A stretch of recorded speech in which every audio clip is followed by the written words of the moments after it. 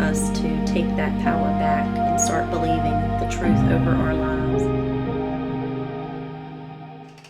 Hello, welcome back to Ella May and Sheila's Wilderness Talks. Yeah. This is our second video about it, and today we're going to be covering the lies. Last time we talked about our belief system, and this time we're going to be talking about the lies that people speak over us. So, yes. Yeah. I know in the last episode I had talked about, my family having cancer, and I believed that, which was a lie. The fact that my family had cancer didn't mean that I was going to end up with it. However, when we believe something so much, it does become a part of our reality. It becomes a part of our identity. And it's something that, it's kind of like, what do you believe? But then it's trying to identify the lies, trying to identify the things in your life that people have either spoken over you or that you have believed as a child. And all it takes is somebody just to say one simple thing to you, like, you're fat, or, because you fell down and somebody says, well, you're clumsy. Well, then the next time you trip and you fall or something, you automatically, well, yeah, they were right, I'm clumsy. So then you take on that identity. You start taking on, and it's a lie, it's not the truth, but when we believe something enough, it does become our reality. And so it's one of those things that's, and when I first started learning about this, I was just like I said before, my whole life was a lie. Because I had believed all the lies that people had spoken over me, and then I took it on as my identity. I was like, I felt like I was worthless. Like, nobody loved me. Nobody cared about me. And it was real. So. Mm-hmm. Yeah. I know growing up, I had a lot of lies spoken over me. For instance, like bullying. If some of y'all went to school, or it's anywhere you go, in the workplace, anything, someone could literally tear you down. It doesn't matter what it is. They can speak, well, you're just not enough, you're not good enough, you're not this. And it builds up over time. And the biggest thing for me whenever I was younger was, especially if you don't have, say, a good relationship with someone in your family, and they've spoken things over you, like you're not good enough, or maybe they say something, maybe they do things that are not good, and then they tell you, well, you're gonna be just like me.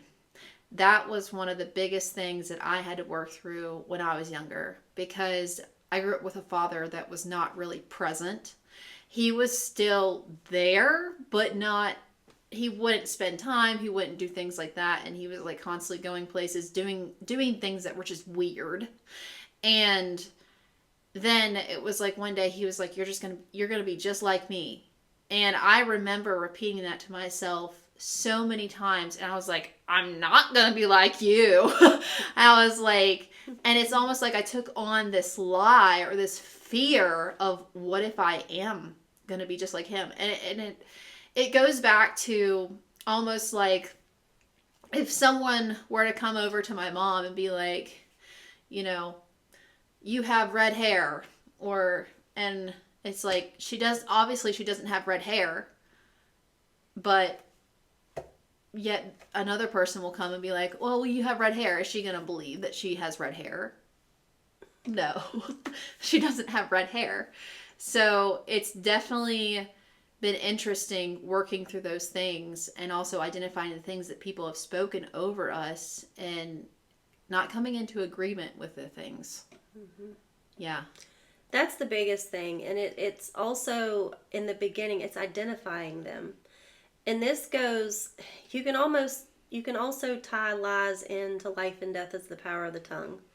Because we either speak life or we speak death. And most of the lies that we're told or that we believe are lies, and they are not truth. And so they bring forth death. They bring forth destruction. They tear us down. They make us feel like we don't amount to anything, like something's wrong with us, all of those things, which is not true. Those are lies. So it's identifying what those are. And it's also important, though, to get into the truth of what God says about you, because we cannot, or at least I feel like we're not able to stand on the truth and cancel out those lies until we learn who we are and learn what God says about us in the truth, in the Word. Because the truth is, we're fearfully and wonderfully made. We're worthy, we're loved, we're, all those good things. And if my way of looking at it is, if it's not good, it's not of God. And so it's like looking at all those things and being like, you know what? I'm not going to believe that lie anymore, and then coming back and following up with, you know what? I am loved. I am worthy. I am, all the good things. I am kind, and this can go really, really deep. And there's still some things that I'm personally working on with this. And I say that because, like I shared at my cancer scare last time, thinking I would have cancer. Well, after I had my surgery, I ended up with a medical condition called lymphedema. And I'm still working on how I speak about that, because I don't want that to be my identity. Although I deal with it, so it is one of the most challenging things for me to learn how to speak in order to cancel that out. Because it is not the truth, but it stretches you a little bit further when you get into those deeper things. Yeah. Yeah, and definitely the lies that you have been spoken like over you and everything. When you begin to take those on and you have that next encounter of someone speaking the same thing over you, or say something happens, like for instance, what you had mentioned earlier, if you fall and you're like, well, I'm clumsy, and that person said it before that I'm clumsy, you have come into agreement. So what ends up happening after that is you will keep coming into agreement with it until you stop it, and obviously you'll have to repeat over and over that you're not clumsy, and like it's going to take some time. But if you don't stop it, it becomes part of your life. So you're literally working towards being a clumsy person if you take that on as like, I'm coming into agreement. Same goes to like when I was younger, I was called fat. Like I was called stupid. I was quiet. I was like this silent little girl in class that doesn't speak her mind. And I was made fun of it for a while. And one of the biggest things was when I was growing up was that I was called fat. And I had taken that on, that I was fat. And so what happened was I got really depressed. And so then I started eating a bunch. And the more I ate, obviously the bigger I got. So I was acting as if I was fat. So what happens is you build up all these things, all these lies, and you become that person. And you're not meant to be that person. So, yeah. No, not at all. And it is true. Like, it's wild, but and that goes back again to life and death and the power of the tongue, because I know I still don't understand the depth, but I'm learning more and more the depth of that.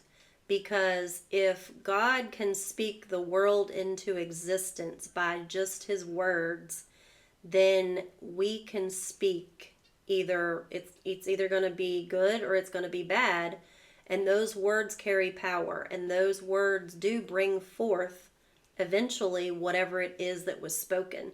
It might not be immediately, but it does. I mean, think back to your life. Just take a minute and think back to your childhood. I bet you, without a shadow of a doubt, because I know clients that I help and I work with, when we talk about like going back, especially with weight loss, and they can remember things that were said to them in kindergarten, and they still believe them, and it still brings tears to their eyes because they are in agreement with it. They have taken that on as part of their identity. They accepted it, and it's a matter of, like Ella May said, working through those things and acknowledging them and then canceling them out. And it's a daily thing. It's not just oh, I'm not going to believe that no more and I'm going to cancel it out today. That doesn't work that way. Breaking the agreements. It's a daily thing. But I will say, over time, they do become less and less. And then as you increase in your identity and learning more about what the truth is and what's true about you, and you start believing the truth more than the lies, that's when your identity starts to shift. Because it's not a overnight thing. It's taken me a few years, honestly, to get where I am, of daily, like I was determined, because I was like, I know. And there's still things that I struggle with, but I know they're there, and I'm working to, cancel those out, because I know God has bigger plans for me in my life. Yeah, so true. And I know this also goes into reaping what you sow. Reaping and sowing. So anything that you say, anything that you come to in an agreement with in your mind, you will sow that. And you'll sow it throughout your entire life. And I mean, it can be as simple as, I'm not good enough. You will sow things in your life over and over and over. And sometimes people see cycles. They're like, why do I keep going through this? Why does this keep happening? My life just sucks. I keep doing this. And the stuff keeps happening to me, and it's never ending. I mean, I know we used to say that.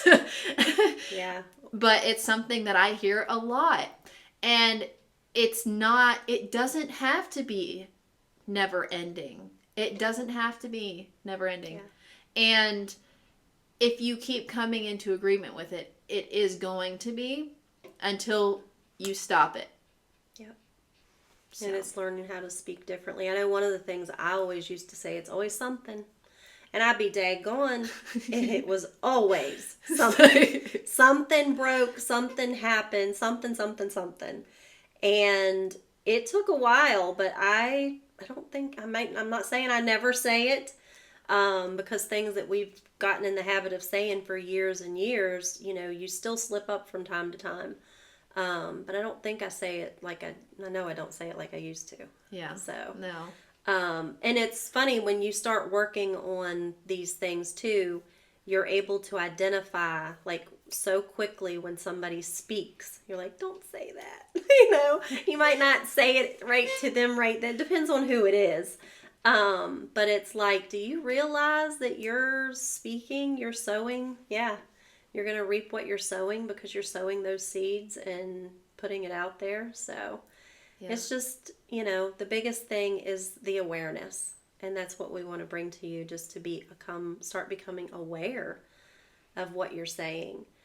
And this goes to even your children, what you say to them, and I've been guilty of saying things that I'm not proud of saying, I don't know, I'm trying to think. What's something I've said? I'll let her throw me under the bus. Oh goodness, I'm trying to think. I don't know. I know there's been stuff, but I can't recall right now. Can't recall right now. Yeah, I can't either. That's okay though. That's a good thing, because that means that I'm not saying them like I used to. But yeah, it's really, really important, and yeah. Yeah. I know one of the biggest things that I had to come into awareness of was, I used to say, when things were going good, or when things were okay, everything was fine, I was like, something's coming. Yep. Like, Something's gonna happen. something's It's too good. Yeah, it's too good right now, so that means something in my life's going to happen, and it's just gonna fall apart, and I'll be right back where I was, and it's gonna keep happening. And guess what happened? Yep. It happened. Yeah. But it's because I spoke it. I said that that was going to happen. I was going to declare it over my life. I'm not saying that everything you...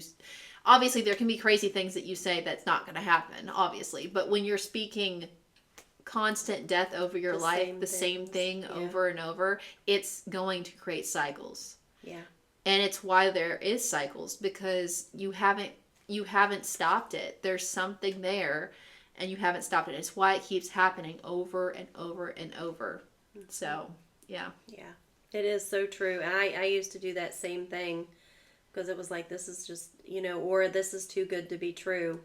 Like, what's around the corner, and inevitably something was always there, as Ella May said. Yeah, it's a lot. And, this is some of the things too that we help people with, one-on-one and stuff like that. And we have a community as well, but we just want to share these things with you so you can start becoming aware.